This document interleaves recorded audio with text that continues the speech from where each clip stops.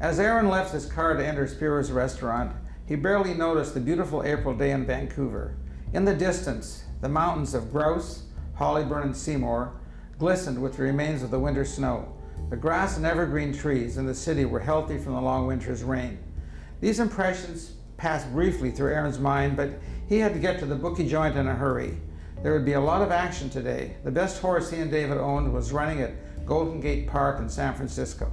The horse, named 3-Car Jackson, was a Kentucky-bred 4-year-old. Today was the base speed handicap with a purse of $60,000 US. When I was about 8 years old, I read Treasure Island by Robert Louis Stevenson, and I never had a middle name, so I gave myself the name Robert Louis Spevakow.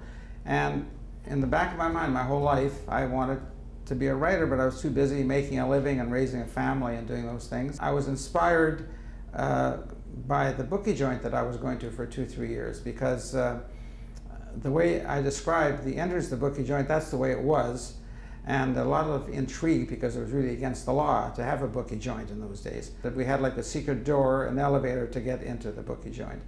And the characters that I met there, and I would sit there and look at them and study them, and they were all so different, and I said to myself, this has got to be a book.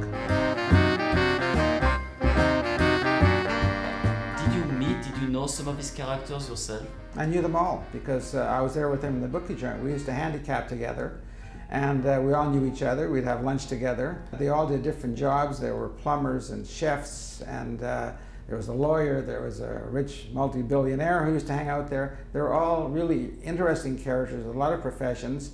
They were short and fat, different accents. They were Jewish, Chinese, and Italians mostly. Well, the book really starts in the 50s with the hero, Aaron Canducci, and it's the story of his life, and it goes back into the 50s, but it spans 50 years from 1950 to the year 2000 in Vancouver, and the changes that were going on in Vancouver. So Aaron goes back through flashback into his father's life, then he goes deeper into that, into his life and his father's life. The story evolved, in other words, with the horse races, spiritualism, the story of different people, and traveling to different parts of the world. That's how the story evolved. Towards the end of the book, there was a reunion between Aaron's father and his twin, who hadn't seen each other for 60 years. And his father left because he didn't like what the business the family were in Verona, Italy. And so he moved to Vancouver in the 50s, and 60 years later, the twin brothers got reunited on the island of Mustang, which is a paradise that my mind created, which I would love to find in this real world. I put a lot of spiritualism into Aaron because he's a character that I created, and I put my thoughts into Aaron's spiritualism because that's the way I am, that's what I believe.